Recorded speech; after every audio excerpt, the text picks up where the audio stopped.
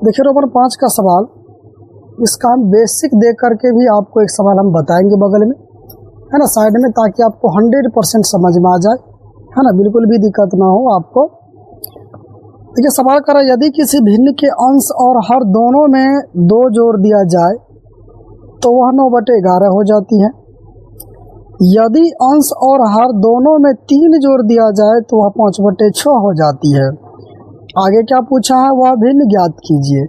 इसमें बताया कि सवाल शुरू से पढ़िए। देखिए यदि किसी भिन्न के अंश और हर, तो भिन्न हो गया बटा, पहले अंश बाद में हर बोला, तो पहले आपको क्या मानना है, अंश मानना है, ठीक है। तो यहाँ आप लिखिए कि माना अंश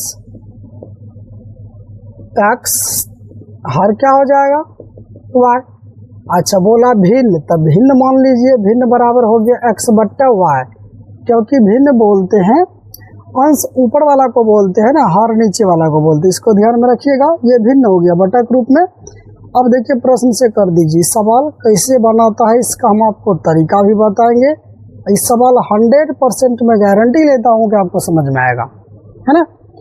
अब देखिए सवाल में कहा कि किसी भिन्न, मान लीजिए हम भिन्न ये मान लिए, तो कह रहा है किसी भिन्न के अंश और हर दोनों, ठीक है, हम लिख दिए भिन्न को। यहाँ बोला है कि किसी भिन्न के हर, अंश और हर दोनों में 2 जोड़ दिया जाए। सवाल में पढ़िए, अंश और हर दोनों में कह रहा है 2 जोड़ दिया जाए, तो हम अंश में भी कहा 2 जोड़ने, हर में भी कहा 2 जोड़ने, हम दोनों में जोड़ दिए। तो कह रहा है कि भिन्न कितना हो जाता है, तो 9/11 हो जाता है, भिन्न 9/11 हो जाता है। बराबर में कचिया गुना होता है, आप कचिया गुना कर दीजिए, ठीक है। तो x वाले तरफ आप पहले गुना कीजिए, ठीक है, अच्छा रहेगा आसानी के लिए आप, है ना। देखिए 11 गुना x कीजिएगा, हो गया 11x प्लस 11 दूनी 22, प्लस प्लस दिए और बराबर का चिन्ह आप दे दीजिए। 9 से ये दोनों में गुना कर दीजिए, 9 गुना y, 9y प्लस 9 दूनी 18, ठीक। अब क्या कीजिए, इंग्लिश लेटर्स को एक तरफ कर लीजिए आप, जैसे कि है 11x 9y प्लस में बराबर किधर क्या चीज में आ जाएगा, माइनस में, तो बराबर के उधर क्या बचिए 18। ध्यान दीजिए इंग्लिश लेटर्स को एक तरफ करना है, तो ये प्लस में है, तो इधर क्या चीज हो गया माइनस में। 18 पहले से उधर है, ध्यान दीजिएगा। अब 22 को कीजिए उधर, क्योंकि 22 का जाति इधर मिला है, तो 22 प्लस में है ना, और उधर करेंगे तो क्या चीज में आ जाएगा, यही माइनस में आ जाएगा। तो 11x माइनस का 9y बराबर कितना बच जाएगा, माइनस का 4, क्योंकि 18 प्लस में 22 माइनस में, तो 12 है 22 का चिन्ह माइनस है।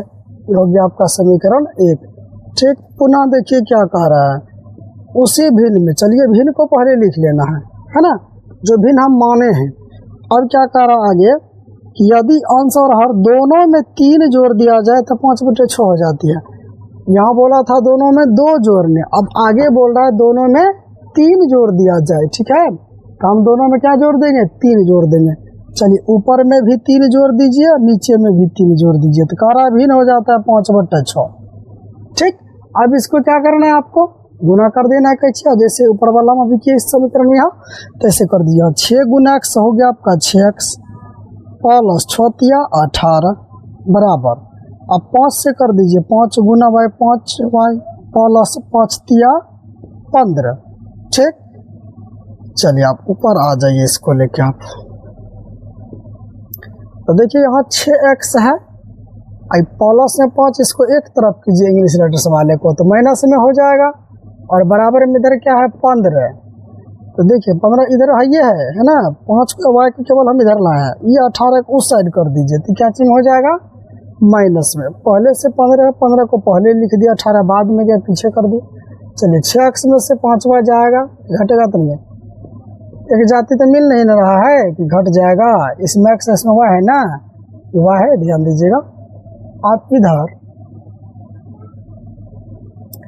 कितना बच जाएगा, माइनस का 3, बन गया आपका समीकरण 2। अब क्या कीजिए, आप प्रतिस्थापन विधि से बोला हल करना, तो हम प्रतिस्थापन से हल करेंगे। तो क्या करना है, यहाँ लिखिए आप समीकरण 1 से, ठीक है। तो समीकरण 1 देखिए यहाँ क्या है, 11x माइनस का 9y और बराबर में है माइनस का 4। तो चलिए 11x बराबर कीजिए माइनस का 4, है ना। वैसे यहाँ पर ही हमको बनाने में फ़ायदा था, जो आसानी होता है कि प्रतिस्थापन से बोला था, ठीक है।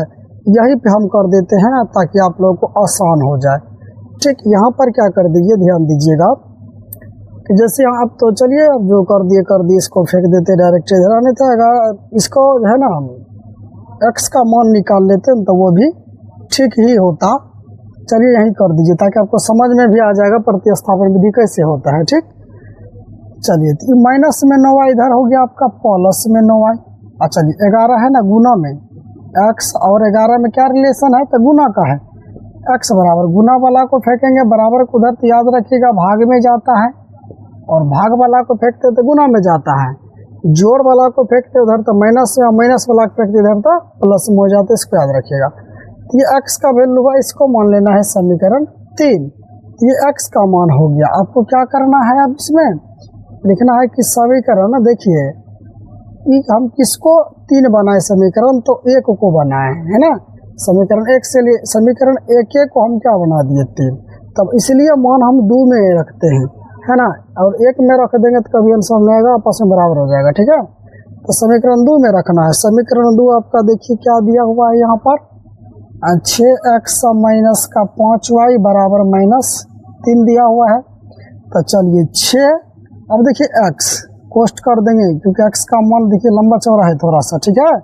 इसको रख दीजिए इस x के जगह पर, क्या है देखिए माइनस का 4 प्लस का 9y, और बॉटम में क्या है 11। ये हम ध्यान दीजिए केवल x का मान रखे हैं, ये -5y है, ये है, अब बराबर में -3 हो गया। अब देखिए 6 से क्या 11 कटेगा, नहीं कटेगा ना।